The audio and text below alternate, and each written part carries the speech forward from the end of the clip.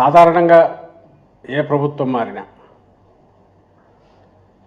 అందులో ప్రభుత్వం ఒక పార్టీ అధికారం దిగి ఇంకొక పార్టీ అధికారంలోకి వచ్చాక కనీసం 2-3 ఏళ్ళు పడుతుంది. ఏదైనా హామీలు తీర్చలేదనో, అనుకున్న రకంగా వ్యవహరించలేదనో, ప్రజల్లో అసంతృప్తి రావడము సహజం. ఏదో కొన్ని సెక్షన్స్లో ఎంత బాగా చేసినా వస్తుంది.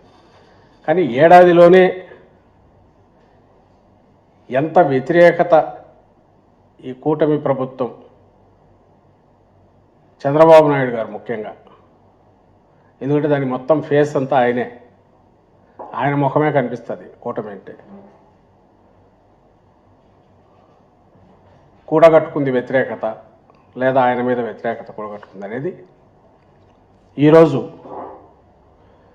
మా వైఎస్ఆర్ కాంగ్రెస్ పార్టీ పిలుపు ఇచ్చి, జగన్మోహన్ రెడ్డి గారు పిలుపు ఇచ్చి, మా పార్టీ ఆధ్వర్యంలో పార్టీ శ్రేణులు అలాగే కార్యకర్తలతో పాటు ప్రజలు, వివిధ ప్రజా సంఘాలు పాల్గొన్న నిరసన ప్రదర్శనలు, ఆ ప్రదర్శనలకు వచ్చిన స్పందనను బట్టే తెలుస్తుంది ఈ వ్యతిరేకత ఎంత ఉందనేది. అందులో హై ఎక్స్పెక్టేషన్స్తో రిజల్ట్స్లో స్వీప్ చేసిన కూటమి. ఇదే పరిస్థితి 2019లో వచ్చింది. మా పార్టీ సింగిల్గా పోటీ చేసి జగన్మోహన్ రెడ్డి గారు 151 స్థానాలు గెలిస్తే ఈరోజు 3 పార్టీలు గెలిచి అలాంటి స్వింగే ఇటువైపు వచ్చింది. దాని తర్వాత మా పార్టీకి సంబంధించినంతవరకు తర్వాత వచ్చిన లోకల్ బాడీస్ ఎలక్షన్లో కానీ, స్థానిక సంస్థల ఎలక్షన్లో కానీ,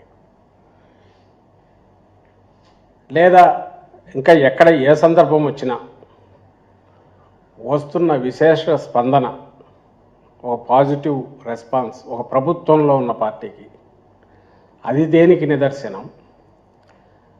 అలాగే తెలుగుదేశం పార్టీ ఇప్పుడు వచ్చిన తర్వాత ఈ ఏడాదిలో ఈ వ్యతిరేకత ఏదైతే ఈరోజు మా నిరసన ప్రదర్శనలకు వచ్చిన స్పందన ద్వారా కనపడుతున్న వ్యతిరేకత, ఇది దేనికి నిదర్శనం.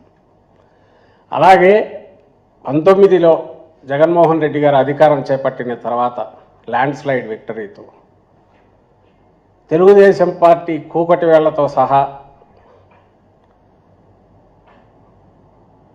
బయటికి పెకలించేశారు జనం అని కనిపించినప్పుడు, దాదాపు 2-3 ఏళ్ళు ఆ పార్టీ పరిస్థితి ఏంది, నాయకులు ఎక్కడ ఉండేవాళ్ళు.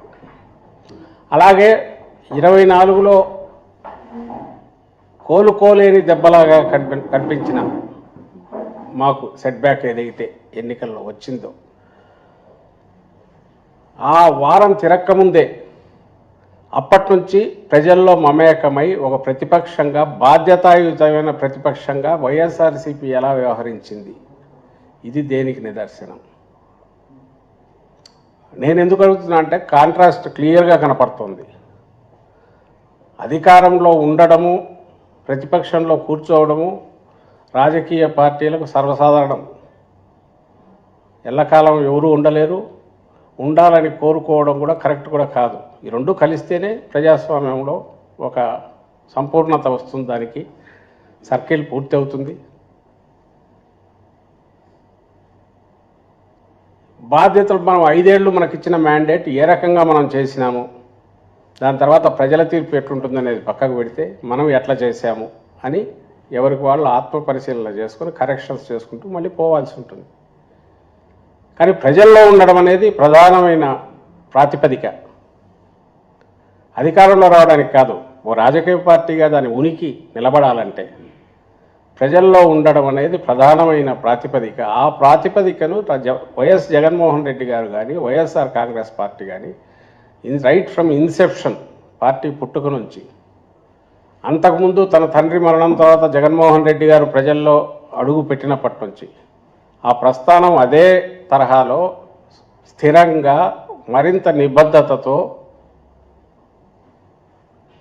సాగుతూనే ఉంది నిరంతరం. ఇది గర్వంగా చెప్పుకుంటాం. తెలుగుదేశం, జనసేన, బీజేపీ కలిసి పోటీ చేస్తే బంపర్ హిట్ అయింది. సక్సెస్ రేట్ 94% గెలిచాం. ఇది ఒక చరిత్ర. అది నిన్నటికి 1 ఇయర్ అయింది.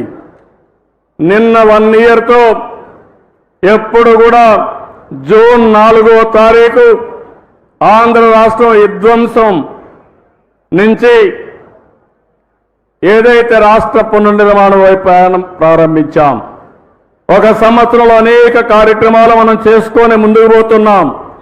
ఈరోజు వినూత్నమైన కార్యక్రమాలకి శ్రీకారం చుట్టాం.